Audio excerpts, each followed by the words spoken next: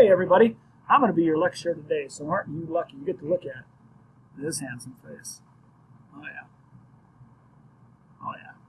And you can see me walking around too. Yeah, I tend to do that. I walk around a lot. What are we talking about again?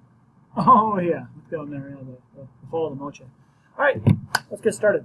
So, what causes the Moche to fall? So let's take you to the year 560 CE. There becomes evidence in the Moche that there is an El Nino. Now, we talked about an El Nino can bring a lot of rain or it can bring no rain, and it tends to go in cycles. So what happens in 560, there are what a lot of scientists and archaeologists call a mega El Nino, which means there is about 30 years of drought where there's hardly any rain at all.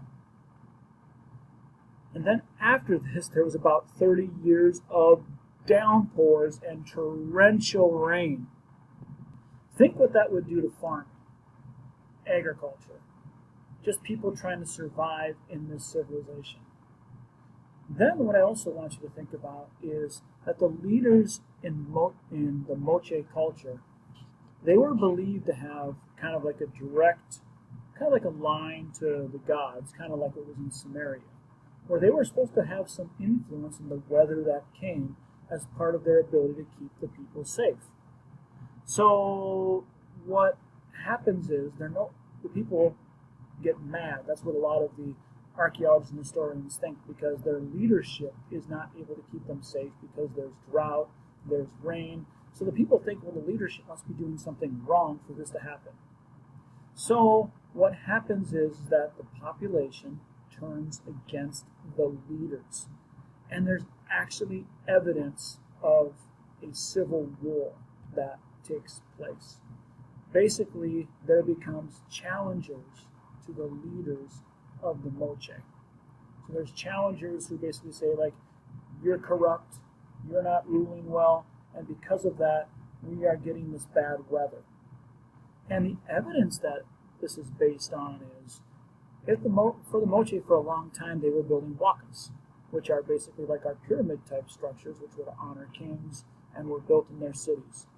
And during this time of the drought and flooding and shortly after it, there becomes a lot of evidence that shows that they start building fortresses. There's more wall fortresses that are being built against people in the Moche, dividing groups against each other. And there becomes a lot of skeletons, a lot of evidence that they're with, war damage to them. I mean, you get that from the cracked skulls with arrows and such. And there's more evidence of fighting that's going on with the Moche, but there's no evidence of weapons that are outside of the Moche. There's no evidence of an outside group that comes in, which leads most archaeologists and historians to believe that the Moche went through a large period of civil war, where there was basically leaders, there was rebellions against leaders, there was fighting, and the people took different sides. And this civilization that had grown and become strong in Peru and South America became weaker because of this fighting, which would eventually lead the civilization to fall. Now, did the civilization fall in one day? No, this took many years. And many historians also think that people started to leave the civilization and go elsewhere to live. We don't know where. There will be later civilizations that will rise again in Peru and will eventually lead to one group called the Incas.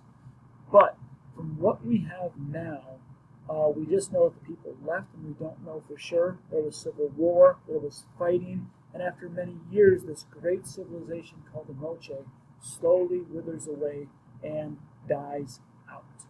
And that is the theory we have right now about the Moche. Now again, I say theory because in history, we use the evidence that we have. If we knew how to read the Quipus, for example, we might have more evidence that would tell us otherwise. But this is what we know now, so this is what basically scientists are inferring with the evidence they have of how the Moche fell. That's our lecture. Let's get back to work.